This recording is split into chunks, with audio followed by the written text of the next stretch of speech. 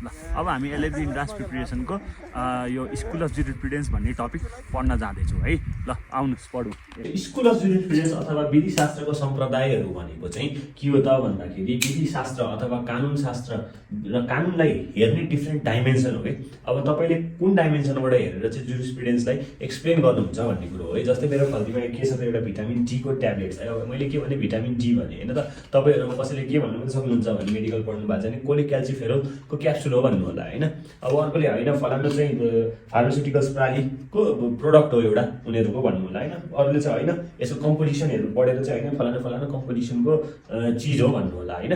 हो त्यसरी के हो त भन्दाखेरि जुरिस्प्रुडेन्समा पनि डिफ्रेन्ट स्कुल डिफ्रेन्ट सम्प्रदायहरूले चाहिँ के गरेछ जुरिस्प्रुडेन्स कानुनलाई चाहिँ के गरेछ त भन्दाखेरि डिफ्रेन्ट डाइमेन्सनले व्याख्या गरेछ कि कसैले भनेछ होइन कानुन त यो नेचरली आउने कुरो हो, चाहिँ यो नेचर आफैमा एउटा कानुन हो भनेछ, नेचरल स्कुल अफ जुरिस्प्रुडेन्स भन्नेमा पर्यो होइन। कसैले चाहिँ के भन्छ त भन्दाखेरि स्टेटले बनाएको जुन यो लेजिस्लेसनले बनाएको राज्यले बनाएको चाहिँ के हो त कानुन हो, कानुन त त्यो पो हो भन्छ होइन। कसैले होइन कोर्टमा जजले जे भन्नुहुन्छ त्यही कानुन हो भन्नुहुन्छ। कसैले होइन यो धनीमनीले चाहिँ गरिब वर्गहरूलाई चाहिँ दमन गर्नलाई बनाएको चिज हो सम्म पनि भन्न सक्छ होइन। त्यसरी डिफ्रेन्ट स्कुलहरूले चाहिँ डिफ्रेन्ट तरिकाले के गरेछ त भन्दाखेरि त्यसरी कानुन अथवा विधिशास्त्रलाई चाहिँ त्यसरी नै त्यो डाइमेन्सनले हेरेर आफ्नो राय आफ्नो चाहिँ ओपिनियनहरू दिनुभएको छ। त्यो अब हामी बिस्तारै एक गरी पढ्छौँ है त। भनेपछि मूलतः यसमा अब धेरै कुरो तपाईँहरूले जानिरहनु परेन होइन, थ्योरी होइन तपाईँले लेख्नु पर्दैन, अब्जेक्टिभमा टक्क एकदम मजाले जाने। कानुन के हो, वाट इज ल, वेयर डज ल कम फ्रम, कानुनको उत्पत्ति कसरी भयो, कहाँबाट आयो मेन कानुन। त्यसपछि अर्को भनेको वाट सुड ल एचिभ, कानुनले कानुनको उपलब्धि के हो, उद्देश्य के हो भन्ने कुरोमा हुन्छ है। अब डिफ्रेन्ट स्कुल अफ जुरिस्प्रुडेन्समा चाहिँ के पर्छ त भन्दाखेरि एउटा पर्छ तपाईँको नेचरल स्कुल अफ जुरिस्प्रुडेन्स अनालाइटिकल, यो पछि डिटेलमा आउँछौँ हामी। त्यसपछि अर्को हिस्टोरिकल, त्यसपछि अर्को सोसियोलोजिकल, रियालिस्ट र सोसलिस्ट भन्छ है। अब अरू कतिपय किताबहरूमा चाहिँ मोडर्न ट्रेन्ड्सहरूलाई नै स्कुलमै राखेर देखिन्छ, तर त्यो होइन मोडर्न ट्रेन्ड्स भनेको, त्यो अब छुट्टै अहिलेको कन्टेम्पोरेरी ट्रेन्ड्सहरू भए। अब त्यसमा आज हामीले छलफल गर्छौँ नेचरल स्कुल अफ जुरिस्प्रुडेन्स भनेको है त। अब मैले भनिहालेँ डिफ्रेन्ट स्कुलले के गर्छ त डिफ्रेन्ट डाइमेन्सनले हेर्छ भन्दाखेरि नेचरल स्कुल अफ जुरिस्प्रुडेन्सले के गर्छ त भन्दाखेरि यो सबै कानुनहरू चाहिँ के छ त नेचरली आएको कुरा हो है भन्ने तरिकाले हेर्छ है। प्राकृतिक विधिशास्त्र सम्प्रदाय नेचरल स्कुल अफ ल विधिशास्त्रको सबैभन्दा प्राचीन र महत्त्वपूर्ण सम्प्रदाय हो। यसले कानुनलाई मानव निर्मित नियम मात्र नभएर ब्रह्माण्डको एउटा सशक्त र अपरिवर्तनीय नियमको रूपमा हेर्दछ। यो सम्प्रदायको मुख्य विशेषताहरू चाहिँ के हो त भन्दाखेरि यसले चाहिँ के गर्छ त कानुनहरू भनेको चाहिँ यो मानव निर्मित मात्र होइन है। यो चाहिँ के हो त भन्दाखेरि ब्रह्माण्डले दिएको, यो संसारले दिएको, यो नेचरले दिएको चाहिँ एउटा कसैले फेर्न नमिल्ने खालको नियम हो भन्छ है। यति तपाईँहरूले बुझे भयो। अब यसको मुख्य कन्सेप्ट, कोर कन्सेप्ट चाहिँ के हो त भन्दा प्राकृतिक विधि सम्प्रदायको मान्यता छ कि कानुनको स्रोत कुनै सम्प्रभु राजा वा सांसद मात्र नभएर प्राकृतिक नेचर, ईश्वर वा मानवीय विवेक, ह्युमन रिजन हो भन्छ है। यसले कानुन के हो भन्दा पनि कानुन के हुनुपर्छ भन्ने कुरोमा बढी जोड दिन्छ भन्ने कुरो है त। अब मुख्य सिद्धान्तहरू के हो त नैतिकता र कानुनको सम्बन्ध भनेको कस्तो भन्दाखेरि कानुन जे पाए बनाउन पाइँदैन, नेचरसँग बाइन्ड हुने गरी बनाउनुपर्छ, त्यतिको नैतिकता चाहिँ राख्नुपर्छ भन्ने कुरो हुन्छ है त। अर्को भनेको विश्वव्यापीपन भनेको सबै प्राकृतिक नियम त के हो त सबै संसारभरि एउटै हो होइन, सबै ठाउँ र सबै समयमा समान हुन्छन्। यो भौगोलिक राजनीतिको सीमाभन्दा बाँधिएको हुँदैन है कानुन भन्ने कुरो गर्छ है। अर्को भनेको मानवीय विवेक भनेको मानिसले आफ्नो बुद्धि र विवेक प्रयोग गरेर कुन सही र कुन गलत हो भनेर छुट्याउन सक्छ र त्यही विवेक नै प्राकृतिक कानुनको आधार हो पनि भन्छ है। अब यसले भनेको चाहिँ कस्तो भन्दाखेरि नेचरली के पाछन् त ह्युमनले भन्दाखेरि एउटा peace, equality, freedom, dignity, justice, happiness. यो चाहिँ के हो त भन्दाखेरि एउटा मानव जन्मिँदैमा पाउने चिजहरू हो। शान्ति, उसले इक्वालिटी पाउनुपर्छ, फ्रिडम पाउनुपर्छ भन्ने कुरो है। आर पार्ट अफ मोडर्न ल यो सबै के हो त आजकल सब जुन पनि कानुन हेर्नु भयो भने यो हुन्छ नि होइन, एउटा दुइटा निरङ्कुश कानुनहरू बाहेक है। These are natural virtue and individual element. यो भनेको छुट्याउने नमिल्ने तत्त्व र प्राकृतिक तत्त्वहरू हो भन्छ है। It is the oldest theory. यो जति पनि सम्प्रदायहरू पढ्छौँ हामीले त्यसमध्ये सबसे पुरानो थ्योरी चाहिँ यो नेचरल स्कुल अफ जुरिस्प्रुडेन्सलाई मान्न सकिन्छ। कानुन मानव निर्मित नियम नभएर ब्रह्माण्डको अपरिवर्तनीय नियम हो, त्यो अघि कुरो गरेको। अब के छ त भन्दाखेरि तपाईँले क्वेसन सोध्ने भनेको डिफ्रेन्ट जुरिस्टहरूको धारणा, उहाँहरूले लेख्नु भएको लेख र उहाँहरूले जुन स्टेटमेन्टहरू दिनुहुन्छ त्यो नै फलानुको भनाइ कसको हो, फलानुको बुकको हो, त्यसरी सोध्छ है त। फलानु कुन सम्प्रदायबाट हो अथवा त्यस्तै मिलाएर सोध्छ। अहिले हामी लास्टमा मोडल क्वेसन हेरि नै हाल्छौँ, ओल्ड क्वेसनहरू पनि हेरि नै हाल्छौँ है।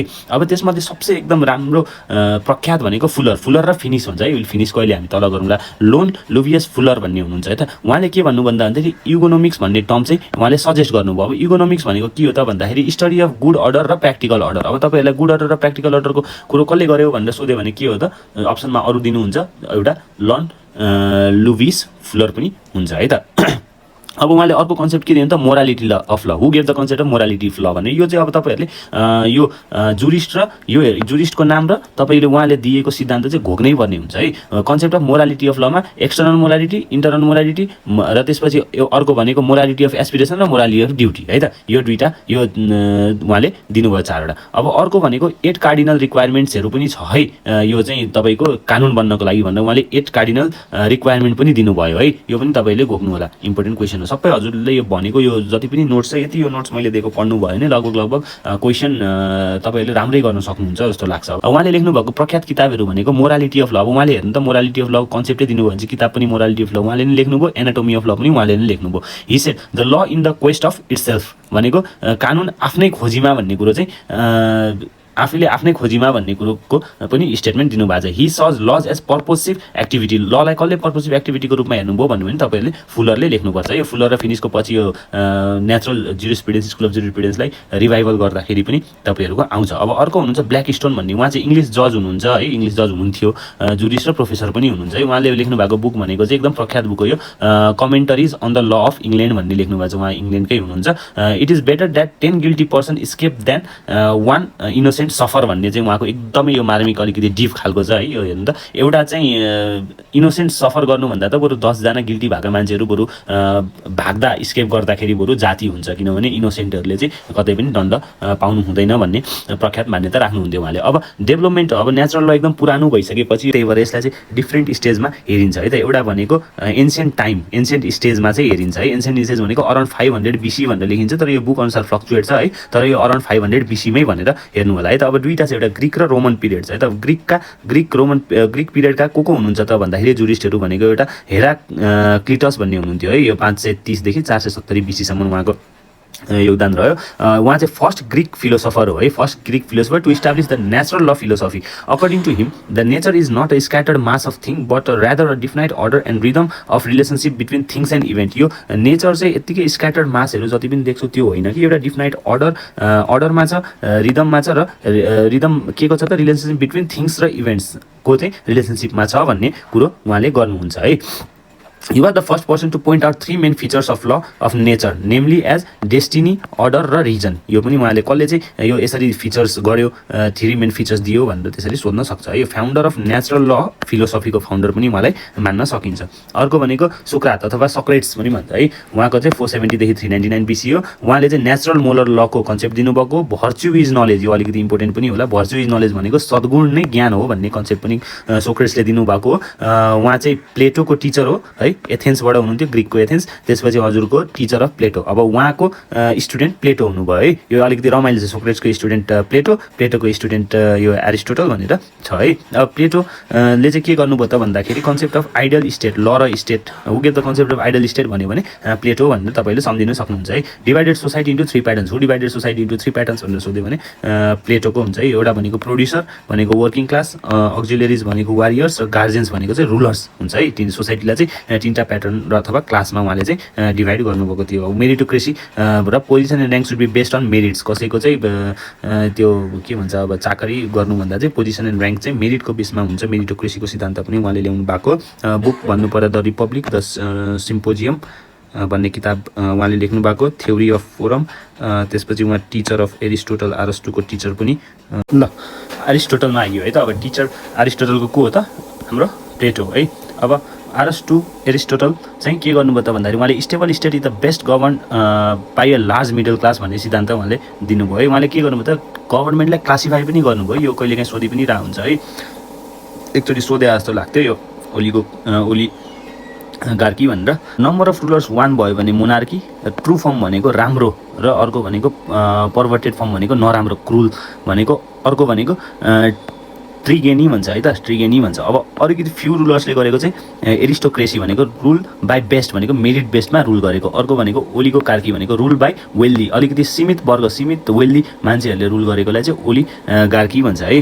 अर्को भनेको धेरैले रुल गर्ने पोलिटी भनेको कन्स्टिट्युसनल गभर्मेन्ट, र अर्को भनेको डेमोक्रेसी भनेको मब रुल, मबहरूको रुल भनेर उहाँले त्यसरी गर्नुभएको छ। तर according to him natural law arises not from human mind but from human consciousness भन्ने कुरो छ है। यो एरिस्टोटलको भनाइ हो, हजुरले कन्ट गर्न सक्नुहुन्छ। डिभाइडेड जस्टिसलाई चाहिँ उहाँले डिभाइड गर्नुभएको है, करेक्टिभ र डिस्ट्रिब्युटिभ जस्टिसमा उहाँले डिभाइड गर्नुभएको। यो पछि हामीले जस्टिस पढ्दाखेरि पनि आइ नै हाल्छ। उहाँको दुईवटा बुक निकोमाचियन इथिक्स र युडेमियन इथिक्स भन्ने छ। अब हामी रोमन पिरियडमा आयो, ग्रिक सकेर रोमनमा आयो भने चाहिँ रोमन पिरियडले चाहिँ नेचुरल ल फिलोसफीलाई चाहिँ के गर्यो त, तीनटा डिभिजनमा रोमनहरूले तीनटा उसमा गरे। जस सिभिले भनेको चाहिँ रोमन सिटिजनको लागि बनाइएको कानुन भनेर भने, त्यसपछि जस जेन्टियम र जस नेचुराले भनेको, जस जेन्टियम भनेको फरेन रिलेसनको लागि। अब यसरी सम्झिन सक्नुहुन्छ, जेन्टल हुनुपर्छ हामी फरेनसँग भनेर जेन्टियम, सिभिले भनेको त अब सिभिल भनेको नागरिक भइ नै हाले, जस नेचुरली भनेको Roman law containing natural law and universal principle. यो सोधेको पनि छ जस्तो लागेको छ एकचोटि। त्यसपछि रोमन पिरियडको जस्टिस ज्युरिस्टहरू इम्पोर्टेन्ट को हो त भन्दाखेरि मार्कस टुलियस सिसेरो भन्ने हुनुहुन्छ है। उहाँले के भन्नुभएको छ त भन्दाखेरि उहाँको एकदम भनाइ एउटा भनेको we are slave of law so that we may be free भन्ने छ है। यो वी हो है, हामी चाहिँ कानुनको दास हो ताकि हामी स्वतन्त्र हुन सकौँ भन्ने कुरो आयो है। True law is the right reason in agreement with nature. साँचो ल राम्रो कानुन चाहिँ के छ त भन्दाखेरि नेचरसँग मिल्दोजुल्दो छ भन्ने कुरो है त। Law based on nature and रिजनको कुरो गर्नुभयो। Justice is to follow the law, न्याय भनेकै के हो त भन्दाखेरि कानुनलाई फलो गर्नु हो भन्नुभयो। ल मेजर्स जस्टिस एन्ड इन्जस्टिस, कानुनले चाहिँ न्याय र अन्यायको नापतोल अथवा मेजरिङ गर्छ भन्छ है त, छुट्याउँछ भन्छ। Human law should follow natural ल, यो त भइ नै हाल्यो है। बुक्स भनेको डी लेजी बसी अलि इम्पोर्टेन्ट छ, र अर्को डी अफिस सिज भन्ने उहाँको किताब रहेको छ। अब हामी आयौँ मेडिभल पिरियडमा भनेको मध्य पिरियडमा है। अब डेभलपमेन्ट अफ नेचुरल ल इन मिडल एज भइहाल्यो। Supremacy of church over states. अब यतिखेर चाहिँ के भयो त भन्दाखेरि नेचुरल लमा चाहिँ प्रकृति भन्दा पनि भगवान ईश्वरीकरण चाहिँ धेरै जसो यसमा गरियो त। चर्चले जे भन्थ्यो स्टेटले त्यही नै मान्नु पर्थ्यो, अथवा ल नै त्यही नै हुन्थ्यो, चर्चकै आदेश हुन्थ्यो। चर्चका ठुल्ठुला प्रिस्टहरूले चाहिँ राज्यहरू सञ्चालन गर्ने, कानुन निर्माण गर्नेहरूतिर अलिकति सुप्रिमेसी चाहिँ भगवानले बनाउनु भएको भन्ने टाइपको त्यो टाइपकोमा आयो है त। अब यसको इम्पोर्टेन्ट जुरिस्ट भनेको एकजना थोमस एक्विनस भन्ने हुनुहुन्छ है। उहाँले ललाई के गर्नुहुन्छ, चारवटा टाइप भनेको लेक्स एटर्निया भनेको इटर्नल ल, लेक्स डिभिनिया भनेको डिभाइन ल, लेक्स नेचुरलिस भनेको नेचुरल ल, र लेक्स ह्युमना भनेको पोजिटिभ लमा उहाँले डिभाइड गर्नुभयो। Law not based on religion is not law, जुन कानुन चाहिँ धर्ममा आधारित हुँदैन त्यो कानुनै होइन भन्ने कुरो आयो। Establish jurisprudence as branch of religious philosophy, यो त विधिशास्त्र भनेको त धार्मिक फिलोसफीको एउटा ब्रान्च मात्र हो भन्ने टाइपको कुरो गर्नुभयो। उहाँले बुक्स दुईवटा लेख्नुभयो, सुम्मा थियोलोजिका भनेको ट्रिटिज अन ल भन्ने किताब उहाँले लेख्नुभयो। यो सबै हजुरले मेमोराइज गर्नु। अर्को भनेको सेन्ट अगस्टिन है, भनेको अगस्टाइन अफ हिपो पनि भन्छ है उहाँलाई।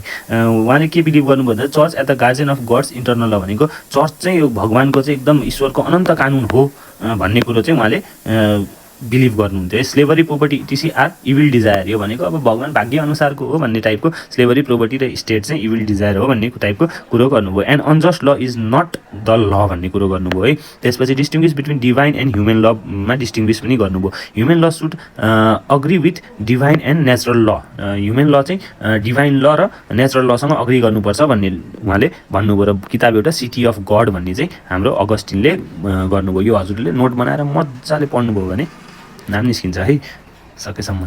अर्को भनेको अब मोडर्न पिरियड आयो है। यो रफली चाहिँ 16 देखि 17 सेन्चुरी, यो एकचोटि मिडिभल पिरियड पनि 5 देखि 15 छ, तर यो धेरै बुकहरूमा भेराइ छ, कतै 12 देखि 16 लेखाएको छ, कतै 7 देखि 14 लेखाएको छ, तर मोटामोटी चाहिँ यही नै हो है। त्यसपछि अर्को भनेको मोडर्न पिरियड आयो है। हेभी च्यालेन्जेस फ्रम लिगल पोजिटिभिजम भनेको यो जुन संसदहरूले स्टेटले छुट्टै अब एउटा बनाउने नियमबाट चाहिँ अलिकति च्यालेन्ज फेस गर्यो 19th सेन्चुरीमा है। त्यसपछि 20th सेन्चुरीमा रिभाइभल भयो है। त्यसपछि सोसल एक्सचेन्ज थ्योरी भन्ने कुरो यो आयो है। यो चाहिँ यो मोडर्न पिरियडमा यसको चाहिँ 3 जना हुनुहुन्छ, एकजना थोमस होब्स, एकजना जोन लकी र एउटा रजेउ भन्ने हुनुहुन्छ है। अब यो मोडर्न पिरियडका इम्पोर्टेन्ट जुरिस्टहरू भनेको हुगो ग्रोटियस भन्ने हुनुहुन्छ, उहाँ डच जुरिस्ट पनि हुनुहुन्थ्यो र डिप्लोमेट पनि हुनुहुन्थ्यो है। उहाँलाई चाहिँ फादर अफ मोडर्न इन्टरनेसनल ल भनिन्छ, यो इम्पोर्टेन्ट चाहिँ। फादर अफ मोडर्न इन्टरनेसनल ल चाहिँ को हुनुहुन्थ्यो त, हुगो ग्रोटियस भन्ने हुनुहुन्थ्यो है। थ्योरी अफ फङ्सनल नेचुरल ल उहाँले निकाल्नु भएको, law of war and peace र द फ्री सी भन्ने पनि उहाँले नै उहाँकै चाहिँ एउटा फेमस वर्कहरू हो है। त्यसपछि डिभाइन ल उहाँले चाहिँ 3टा गर्नुभयो। डिभाइन ललाई चाहिँ हजुरआमा, नेचुरल ललाई बाआमा र पोजिटिभ ललाई चाहिँ बच्चा भन्ने हिसाबले उहाँले यो यसरी वर्गीकरण गर्नुभएको थियो है। कसले त? हुगो ग्रोटियसले है। अब अर्को हुन्छ थोमस हब्स। उहाँले चाहिँ के गर्नु थियो? एब्सोल्युट सोभरेन्टी भनेको अनलिमिटेड सोभरेन्टीमा उहाँले के गर्नु त? विश्वास राख्नुभयो है त। जुन सार्वभौम सत्ता छ त्यो चाहिँ अनलिमिटेड चाहिँ स्टेट चलाउने मान्छेको हातमा हुनुपर्छ भन्ने हिसाबले, गभर्मेन्ट चाहिँ अलिक कडा हुनुपर्छ भन्ने हिसाबले चाहिँ उहाँले प्रस्तुत हुनुभयो। Government without sword are just words and no strength to secure a man at all है। अलिकति निरङ्कुशतामा भनौँ न त्यसरी विश्वास राख्नुभयो उहाँले। उहाँको भनाइ पनि यही हो। त्यसपछि अर्को भनेको हजुरको सिभिल ल इज द रियल ल भन्ने उहाँको भनाइ छ। बुक भनेको लेभिएथान र एलिमेन्ट्स अफ ल भन्ने उहाँको दुईटा किताब रहेको छ है। अब अर्को हुनुहुन्छ जन लक, उहाँ 17th सेन्चुरीमा आउनु भएको। सपोर्टेड लिमिटेड सोभरेन्टी भनेको कन्स्टिट्युसनली लिमिटेड गभर्मेन्ट हुनुपर्छ है। अलिकति संविधानमा चाहिँ सरकार कोही भन्दा माथि हुनु हुँदैन है, सबैभन्दा माथि हुनु हुँदैन है सरकार भन्ने कुरो उहाँले लिमिटेड सोभरेन्टीको कुरो गर्नुभयो। सपोर्टेड डक्ट्रिन अफ लेजिज फेरी अर इन्डिभिजुअल लिबर्टीको कुरो गर्नुभयो। Also regarded at father of liberalism भनेको लिबरलिजमको पिता पनि उहाँलाई मान्न सकिन्छ है। Individuals are born with certain inalienable rights, life, liberty र प्रोपर्टी। यति तिनवटा राइट्स भनेको चाहिँ छुट्याउनै नमिल्ने इनअलाइनेबल राइट्सको रूपमा चाहिँ उहाँले तिनवटा चिजलाई प्रस्तुत गर्नुभएको थियो। कसले त? जन लकीले है। मेजर बुक वर्क्स भनेको चाहिँ टु ट्रिटिज अफ गभर्मेन्ट भन्ने उहाँको एकदम प्रख्यात किताब छ। त्यसपछि अर्को हुनुहुन्छ रोजेउ भन्ने हुनुहुन्छ, उहाँ 18th सेन्चुरीको हुनुहुन्छ। सपोर्टेड पिपुल सोभरेन्टी, यो चाहिँ नागरिकमा आधारित, नागरिकमा निहित सार्वभौम सत्ताको कुरा चाहिँ उहाँले सपोर्ट गर्नुभएको। ल is the product of general will of people, मान्छेहरूले जनताले जे इच्छा है त्यही नै चाहिँ त्यसैको प्रोडक्ट हो यो भन्ने कुरो राम्रो कुरो गर्नुभयो उहाँले। मेजर वर्क्स भनेको डिस्कर्स अन इनइक्वालिटी भन्ने छ एउटा। त्यसपछि इमाइल अर अन एजुकेसन भन्ने छ है त उहाँको किताबहरू। अब अर्को भनेको अब अघि मैले भने त 19th सेन्चुरीमा चाहिँ अब यो नेचुरल लबाट मान्छेहरू डाइभर्ट हुँदै गएपछि पछि फेरि 20th सेन्चुरी वर्ल्ड वारहरू पछि चाहिँ फेरि यसलाई रिभाइभ गर्ने काम गर्यो है त। रिभाइभल गर्ने चाहिँ अल्लर भन्ने अहिले हामीले यहाँ डिस्कस गरिसक्यौँ अघि नै। र अर्को एकजना फिनिस भन्ने हुनुहुन्छ है। नेचुरल ल इज फर कमन गुड भन्ने उहाँले चाहिँ सपोर्ट गर्नुभयो है। आर्ग्युड 7 बेसिक गुड भनेको कमन बेसिक गुड। अघि 8वटा चाहिँ के थियो हाम्रो यो उसको 8वटा कार्डिनल एलिमेन्ट्सको कुरो गरेको थियो भने उहाँले चाहिँ के गर्नुभयो त भन्दाखेरि 7 बेसिक गुड्सको कुरो गर्नुभयो है। फुलरको 8 फिनिसको 7 भनेर त्यसरी सम्झिनु होला है। आर्ग्युड के हो त भन्दाखेरि यो त्यति इम्पोर्टेन्ट छैन, त्यही मैले लेखिदिइहालेँ। सरस्वती इन्ट्रेस्ट छ भने हेर्नुभयो हुन्छ है।